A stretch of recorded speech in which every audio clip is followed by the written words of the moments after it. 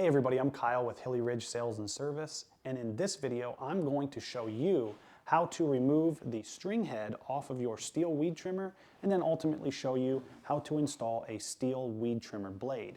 Now before I do that though, there's one disclaimer that I need to make, and that is that both Hilly Sales and Service and Steel recommend that you install, if you have not done so already, the proper deflector onto your steel weed trimmer.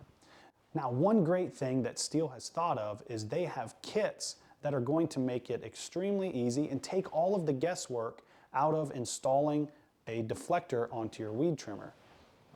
For example, I have two of those kits here, and these kits come with everything that you're going to need to not only install the deflector on your weed trimmer, but also all of the hardware that you're going to need to install a weed trimmer blade onto your steel weed trimmer.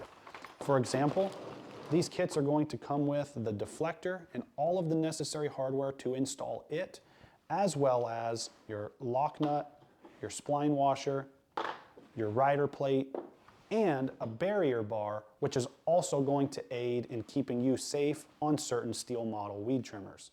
So without any further ado, let's go down to the shop and I'll show you how to make the switch from the string head to the weed trimmer blade. So now that we're down in the shop, I've gone ahead and I've put our weed trimmer into our weed trimmer vise. And the first thing that we're going to need to do is we're going to take our locking pin and we're going to insert it into this hole right here. And what that's going to do is it's going to not allow our trimmer head to spin freely by locking it in place. And then what you'll do is you will unthread the trimmer head counterclockwise from the trimmer.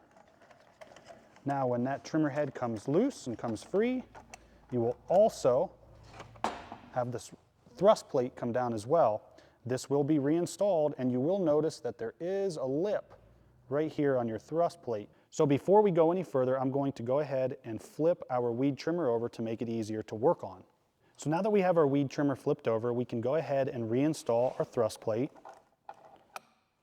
After the thrust plate is installed, we can then install our weed trimmer blade, which we're going to put the steel logo facing up or away from us. And this is where the lip on the thrust plate comes into play, because our weed trimmer blade fits snugly around the thrust plate. Once we have that installed, we're going to go ahead and install our spline washer. And as you can see, there is a little bit of a cup to it there. I'm going to install that. Then we're going to install our rider plate. And then lastly, we're going to put our lock nut on. And remember, this does have reverse threads. And once that's snug, you'll want to hold on to that, take your locking pin, and reinstall it into the same hole that we pushed it into to remove our string head. So once we have that, we'll spin the head until it locks into place, and then we can tighten our nut down.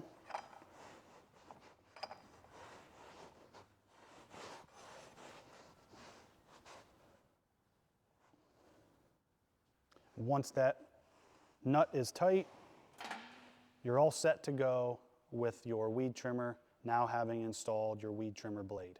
I hope you find this video helpful. Thanks for watching. God bless, and have a great day from all of us here at Hilly Ridge Sales and Service.